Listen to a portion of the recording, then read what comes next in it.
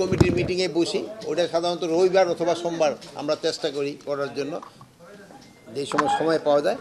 এখানে হলো সাধারণত দেশের সার্বিক আইন শৃঙ্খলা পরিস্থিতি সম্বন্ধে আলোচনা হয় এবং আসন্ন জাতীয় নির্বাচন একটা বড় ফ্যাক্টর থাকে সব সময়। তারপরে আপনি মাদকের অপব্যবহার এইভাবে কীভাবে রোধ করা যায় এইটা, তারপরে সীমান্ত এলাকাগুলির কী পরিস্থিতি এগুলি সম্বন্ধে আলোচনা হয়। এই তো মোটামুটি এগুলি আলোচনা হয়। তারপর আপনারা জানেন তো প্রতিবারই বলি যে কী কী আলোচনা হয়, আপনারা রিউইন করলে হয়তো জানতে পারবেন।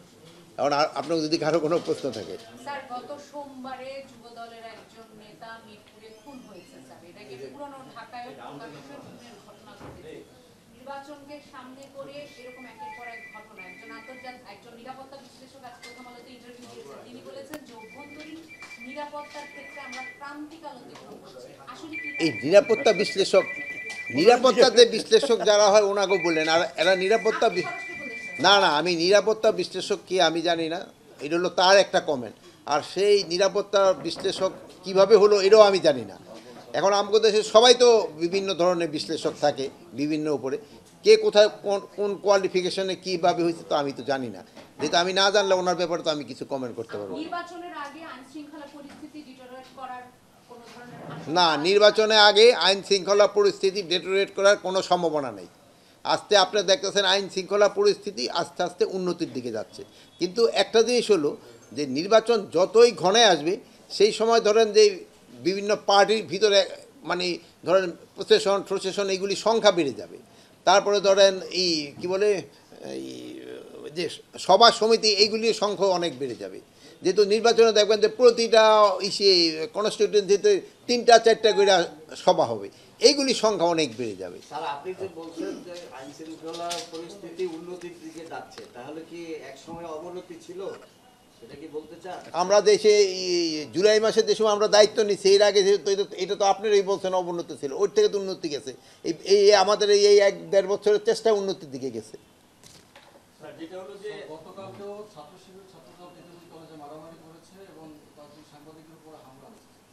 কোথায় কটার সময়? কটা রাত্রি? ও অবশ্যই এইগুলি পুরাটা আমরা এখন পর্যন্ত জানতে পারি না, জানলে আপনারা জানবো।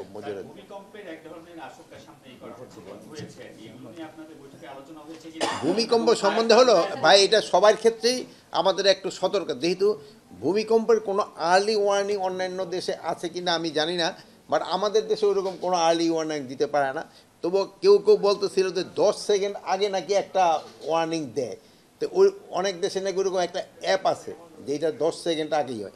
তা আমরা ওইটা চিন্তা ভাবনা করছি আমরা ওরকম একটা অ্যাপ খুলতে পারি কি না যে 10 সেকেন্ড আগে দেয়। কিন্তু আমরা আগে শুনতাম যে পশু পাখি এরা নাকি ইন্ডিকেশন পেয়ে যায়, বাট আমাদের এটা নাই। তবে আবার অনেকে বলে যে একটা ভূমিকম্প হয়ে যাওয়ার পরে 1-1.5 ঘন্টার ভিতরে আরেকটা হওয়ার সম্ভাবনা থাকে, বাট এইগুলি তো আমি তো এক্সপার্ট না এই লাইনে, এটা আমরা শেষ করতে দেন, হওয়ার সম্ভাবনা থাকে। বাট ওই 1-1.5 ঘন্টা পরে আবার এই সম্ভাবনাটা কমে যায়। কিন্তু আমাকে তো দেখা গেল যে একটা হওয়ার পরে গতকালকে আবার ছোটো আকারে হয়েছে। তো এইগুলি তো আমরা এক্সপার্ট না, এগুলি আমরা নেক্সটবারে ওই হয়তো আবহাওয়া যারা আছে এই ব্যাপারে এক্সপার্ট তাদের সাথে কথা বলবো। আরেকটা দেশ হলো আমাদের সবাই যেসব বাড়ি ঘর তৈরি করি এগুলির সময় আমাদের একটু দেখতে হবে ওই যে বিল্ডিং কোডটা যেন মেনে চলা হয়। যদি বিল্ডিং কোড না মেনে চললে কিন্তু এই ভবিষ্যতে আরও অবস্থা খারাপ হওয়ার সম্ভাবনা। আরেকটা জিনিস হলো আমাদের থেকে জলাশয় টলাশয় ভরে ওখানে কিন্তু আমরা বিল্ডিং করে ফেলি, ওইগুলিও কিন্তু খুব একটা রিস্কি থাকে। প্লাস আমাদের দেখবেন অনেক সময় একটা জায়গা রাখা হয়েছে যেখানে এই যে আমি বললাম যে 1টা থেকে 1.5 ঘন্টা পরে আবার হইতে পারে বা এরকম একটা সম্ভাবনা থাকে বা তাই থাকে, কিন্তু ওই লোকজন গিয়ে কোথায় দাঁড়াবে ওরকম আমাকে দাঁড়ানোর মাঠও নাই অনেক জায়গায়। এই সবগুলির দিকে আমাদের ভবিষ্যতে যেসব এই যে ইসের জন্য রাজুক ঠাজুকরা যেসব প্ল্যান পাস করবে সেসব এইগুলির দিকে খেয়াল রাখতে হবে। ফায়ার সার্ভিস আপনি মানে এখন এটা হলো পরিমাণের উপর নির্ভর করে। এই ছোটোখাটোগুলি যেমন প্রস্তুত আপনি দেখছেন ফায়ার সার্ভিস সাথে সাথেই কিন্তু রেসপন্স করছে, কিন্তু খোদা না গুরু ধরনের কিছু হলে সেই সময় বোঝা যাবে। আর দোয়া করেন যেন বড় ধরনের কোনোটা যেন না হয়। স্যার আপনি গত বৈঠকে বলেছিলেন যে ওই যে গভীর রাতে যে একজন সাংবাদিককে বিনা ওয়ারেন্টে গ্রেফতার করা হবে, ওই সময় বলেছিলেন অবৈধ- ওইটা দেখছেন, ওইটার ক্ষেত্রে আপনি মিডিয়ায় ওইটার ক্ষেত্রে আমাদের দুইজন সাংবাদিকের ভিতরে আলোচনা হয়েছে, ওখানে বলা হয়েছে উনি যে কাজটা করতে ওটা উনি সাংবাদিক হিসাবে করে নাই, ওনার কাজটা ছিল অন্য ধরনের। আপনি আজকে এখানে সাংবাদিক করতে আসছেন, বাট আপনার সাংবাদিকতা একটা, আর এখন আপনি যদি গিয়ে বলেন ভাই আমার একটা গানের লাইসেন্স দেন, ওটা হলো কিন্তু আর একটা আলাদা, কিন্তু সেই সাংবাদিকতার প্রশ্নে কিন্তু সে আসেনি। কি লাইসেন্স চান? গত 15 বছর স্যার যে লাইসেন্স লাগবে? লাইসেন্স দিয়েছে স্যার পিস্তলের 15 বছর সরকারি রাজনৈতিক বিবেচনায় যে লাইসেন্সগুলি দেওয়া হয়েছে স্যার, সেই লাইসেন্সগুলির মধ্যে যেমন সাদ্দাম ছাত্রলীগের প্রেসিডেন্ট ছিল, তার 2টা অস্ত্র ছিল স্যার। এই লাইসেন্স এই লাইসেন্সগুলো তো আমগোপনে তো বন্ধ। কোনো তথ্য আপনার শোনেন, মন্ত্রণালয়ে নাই। কে বলছে? স্যার আমরা গেছি স্যার, এই নিউজটা করতে, স্যার কোনো তথ্য এখানে নাই। শোনেন, লাইসেন্স যদি সে নিয়ে থাকে সেই তথ্য থাকবে, আর সে যদি অবৈধভাবে কোনো হাতিয়ার রাখে ওই তথ্য তার স্বরাষ্ট্র মন্ত্রণালয়ে থাকবে না। বাতিল হয়ে গেছে, অস্ত্রগুলি উদ্ধার হয়নি, আপনি নির্বাচন শোনেন, লাইসেন্সগুলি বাতিল হয়ে গেছে, যেগুলি তো বাতিল হয়ে গেছে, আমরা তো সব লাইসেন্স বাতিল করছি তা নাই।